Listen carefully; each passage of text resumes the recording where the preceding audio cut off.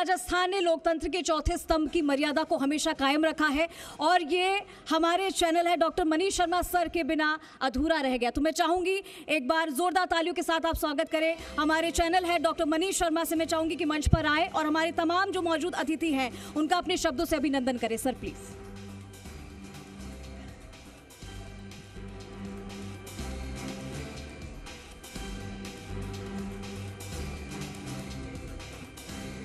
नमस्कार।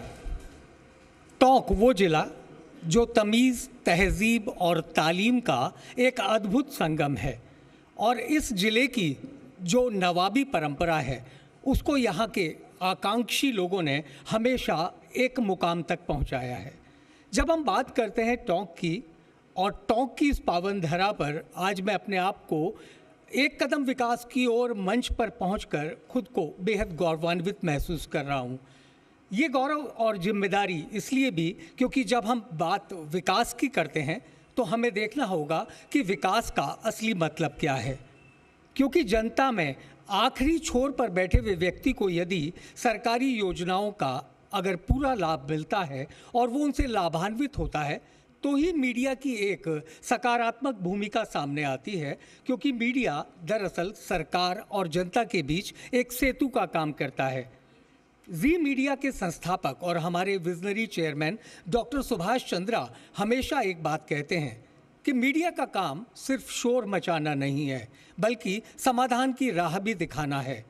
हरिवंश राय बच्चन की एक कविता है, जो बीत गया सो बात गई, अब और नया सितारा है। यानी कि विकास का वो सितारा जहां टोंक को हमें पहुंचाना है। एक कदम विकास की ओर इस कार्यक्रम का मकसद और उद्देश्य बिल्कुल साफ है कि वो तमाम मुद्दे जो जनता के हैं और सरकार तक पहुंचने हैं, जनप्रतिनिधियों तक पहुंचने हैं, उन्हें हम मीडिया के माध्यम से और लोगों तक पहुंचाएं, सरकार के संज्ञान में लाएं। सबसे अहम सवाल उठता है कि टोंक में विकास का अब तक जो भी काम हुआ वो वास्तव में सरकार के प्रयासों को जनता तक पहुंचाने के लिए मीडिया की एक सकारात्मक भूमिका भी रही। अक्सर ये कहा जाता है कि मीडिया शोर मचाता है, लेकिन मैं दुष्यंत कुमार की एक कविता को यहाँ कोट करना चाहूँगा।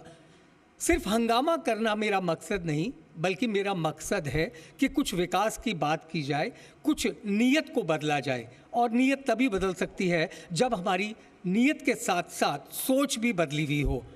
आज हमारे इस कार्यक्रम में पहुँचे प्रदेश के मंत्री कन्हैया लाल चौधरी साहब, जो टोंक के लाडले भी हैं और यहाँ के लोकप्रिय नेताओं में जिनका शुमार होता है, आज हमारे बीच में है। और जी मीडिया, जी राजस्थान के लिए ये एक निश्चित तौर पर गर्व की अनुभूति है कि आज कन्हैया लाल चौधरी साहब हमारे बीच में मुख्य अतिथि बनकर और इस कार्यक्रम में पधारे हैं। मैं हृदय के अंतःकरण से कन्हैया लाल चौधरी जी का यहाँ स्वागत करता हूँ। उनके अलावा हमारे साथ हैं राजेंद्र गुर्जर जी, जो विधायक हैं और विकास के तमाम कार्यों में अपनी ओर से कन्हैया लाल चौधरी जी के साथ कंधे से कंधा मिलाकर इस जिले को अग्रणीय बनाने में जुटे हैं। मैं श्री राजेंद्र गुर्जर जी का भी अपने इस मंच से बेहद स्वागत करता हूं। इसके अलावा अनुभवी प्रशासनिक अधिकारी डॉक्टर कल्पना अग्रवाल जी, जो टोंक जिले के कलेक्टर के रूप में यहां काम कर रही हैं, आप इस कार्यक्रम में पधारे। मैं जी राजस्थान की ओर से डॉक्टर कल्पना अग्रवाल जी का भी बहुत बहुत स्वागत करता हूं।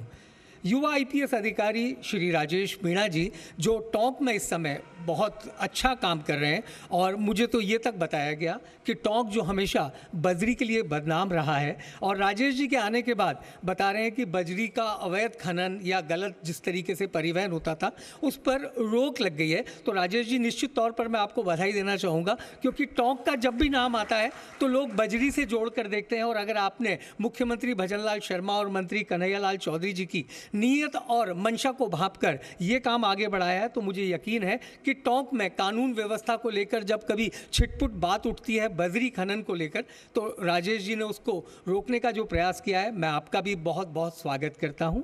और चंद्रश्री को बुलाना चाहूँगा क्योंकि समय अभाव है और मैं चाहूँगा कि इस कार्यक्रम को हम आगे बढ़ाएं और तमाम अतिथि जो हैं वो विकास की बातों पर अपनी राय रखें। बहुत बहुत धन्यवाद। जय जय राजस्थान।